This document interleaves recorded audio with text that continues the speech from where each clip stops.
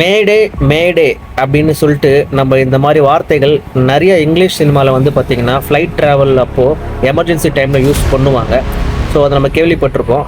ஆனால் அந்த வார்த்தை இப்போ ரியல் லைஃப்பில் இந்தியா பூரா ஒழிச்சிட்டு இருக்குங்க. இந்த மேடே மேடே அப்படின்னா என்ன அப்படின்னு பார்க்கலாம். ஏர் இந்தியா விமானம் வந்து பார்த்திங்கன்னா இன்றைக்கி அகமதாபாத்லேருந்து லண்டனுக்கு நோக்கி போயிட்டு இருக்குங்க. கிட்டத்தட்ட 242 பேர் அதில் வந்து ட்ராவல் பண்ணியிருக்காங்க.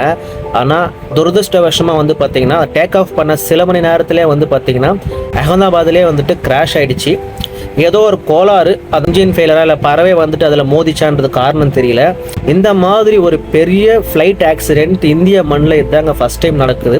இதுக்கு முன்னே இந்த மாதிரி ஒரு ஆக்சிடென்ட் நடந்ததே கிடையாது. இந்த ட்ராவல் பண்ணவங்க எல்லாருமே இறந்து போயிட்டாங்க அப்படின்னு தான் நியூஸ் வந்தது. ஆனால் அதிர்ஷ்டவசமாக வந்துட்டு ஒரே ஒரு நபர் மட்டும் வந்துட்டு உயிரோடு இருந்திருக்காருங்க. அவர் பேர் வந்து ரமேஷ். அவர் எப்படி உயிரோடு இருக்கிறாருன்னு தெரியல. மேபி எக்ஸிட் கதவுலேருந்து குதிச்சாருன்னு சொல்கிறாங்க. பட் அவர் 11A அப்படின்ற ஒரு சீட்டில் வந்து ட்ராவல் பண்ணியிருக்காரு. அவர் இது வரைக்கும் உயிரோடு இருக்காரு. ஆனால் மேற்கொண்டு எந்த இன்ஃபர்மேஷன்ஸும் எல்லாம் கிடைச்சா நான் உங்களுக்கு ஷேர் பண்ணுறேன்.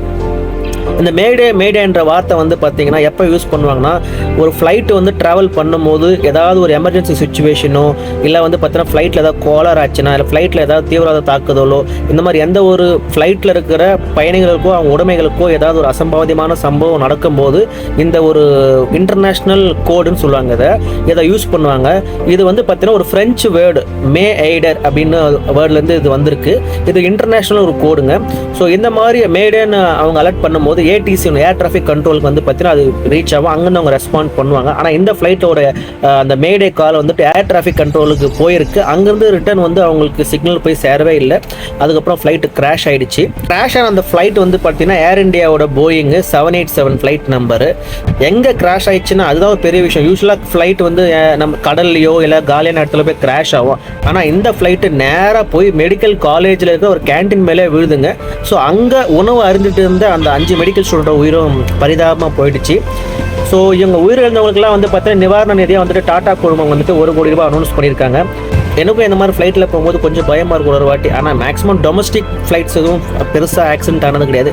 இந்த மாதிரி இன்டர்நேஷ்னல் ஃப்ளைட்ஸ் தான் வந்துட்டு எப்பயுமே இந்த மாதிரி கிராஷ் ஆகுது. அதுவும் போயிங் விமானம் தான் இந்த மாதிரி ஆகுது. ஆல்ரெடி ஏர் இண்டியா மேலே நிறைய கம்ப்ளைண்ட்ஸ் இருக்குது. சரியாக நடத்தலை, குவாலிட்டி இல்லை, அதெல்லாம் சொல்லிட்டு. பட் இப்போ தான் வந்துட்டு ப்ரைவேட்டைசேஷன் ஆக்குனாங்க. டாடா குழுமம் எடுத்து நடத்துகிறாங்க. ஸோ அவங்களுக்கு இது இப்போ தான் அவங்க வாங்கின டைமுக்கு இது ஒரு பேரடியாக இருக்கும். ஸோ டாடா குழுமம் இதுலேருந்து மீண்டு வந்து நல்ல குவாலிட்டியான தரமான வந்துட்டு ஃப்ளைட் சர்வீசஸ் கொடுப்பாங்கன்ட்டு நம்ம நம்பலாம். ஸோ நன்றி, வணக்கம்.